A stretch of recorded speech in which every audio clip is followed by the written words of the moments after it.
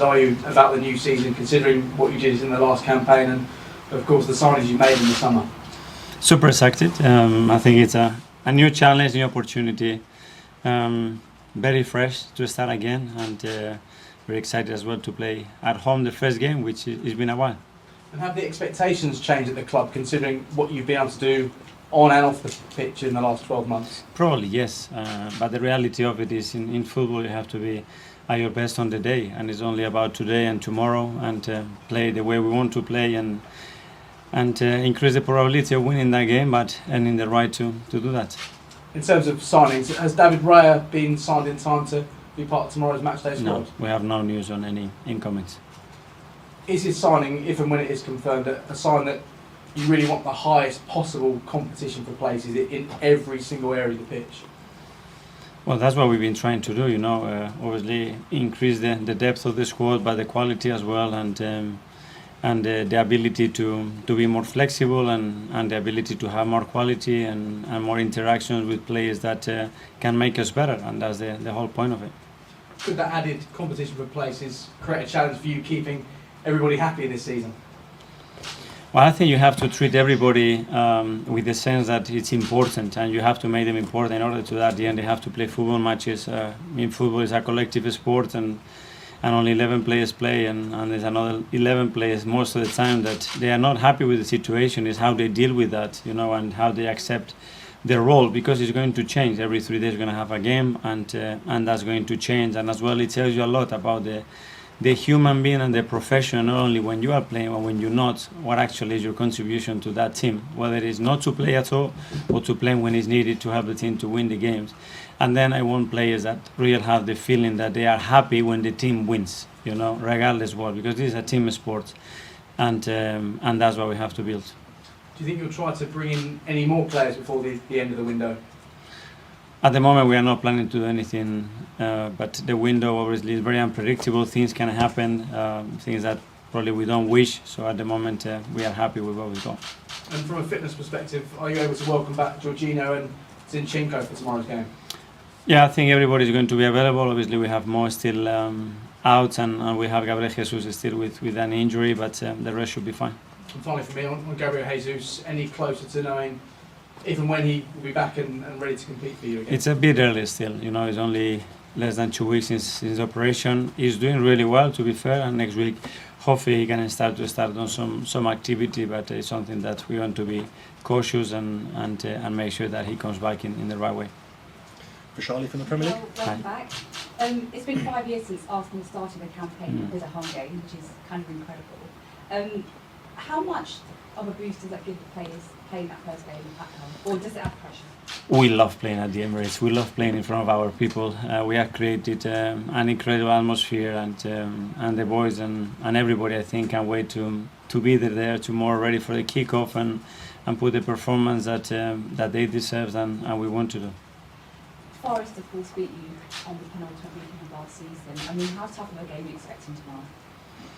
Yes, and they did it in a really clever way, and they deserve on the day to get the points. And tomorrow we're going to have to play better and deserve more. It's a team that is extremely well organized, and what they've done last season, especially the way they started and how they adapted to the league and their qualities is remarkable. So they've done really well. Going back to the title, obviously it's the first game of the season, but obviously people are expecting you to be involved in that title race again this season. It's been 20 years since Arsenal last won the Premier League title. What is the confidence in the camp after what you did last season and also winning the Community Shield that you can go again and challenge? If we start on the first fixture to talk about the championship, we're going to burn our energy. You know, we have to focus about doing what we have to do to earn the right to win matches, and that's it, and go game by game. And just one more for me. Concentrates on really the centre-forward position. You've got some options now this season. Gabriel Jesus, of course, is out for the next couple of weeks, so we're not sure when he'll be back. What kind of factors are you taking into account as to who you play tomorrow and in the next couple of games? A lot. First of all, how they train. I think the state that they are in, the feeling that I have with them, how they react as well to certain decisions as well. I think is really important, and then building relationship that regarding the opponent's qualities and the setup that can empower our qualities to help us to win the game. Thank you. Matthew from TalkSport. Hi Mikel, Hi. hope you well. You spoke a lot last season about you bringing energy to this Arsenal side. So what have you noticed in and around the training ground this week after winning the Community Shield last weekend against Manchester City? That winning is the best energy booster that exists, you know. It was great, everybody was so happy. I think it raises the confidence and the trust level of everybody that we can do.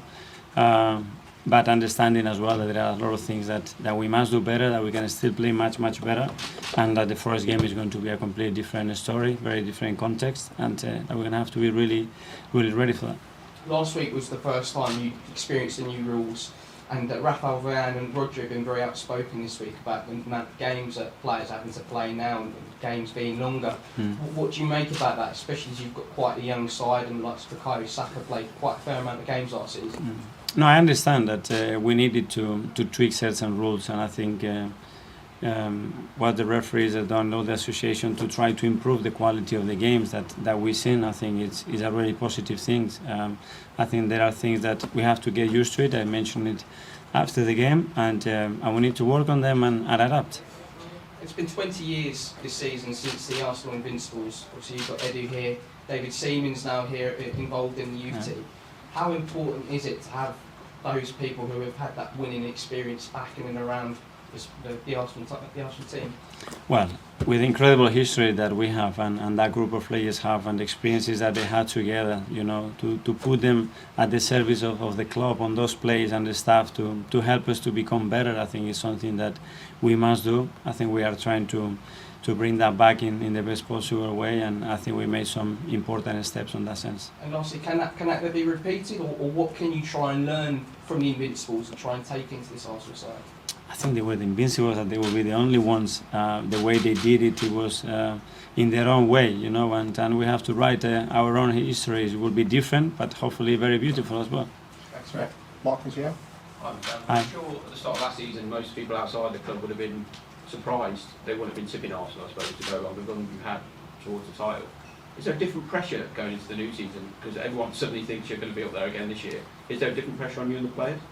I think it's excitement. You know, this is what we want to be, and building a team that has the belief and the quality to be fighting for those places. And the competition this year is going to be even harder than last year. You see a lot of teams, the movements that they make, and you have to expect something different of them. So we're going to have to be much better still than last year, and this is the way we are preparing to try to see for that. A lot of teams, some of them your rivals, the Premier League starts tonight, they still don't know if they're going to have their best players available, they still don't know if they're going to get players through the door.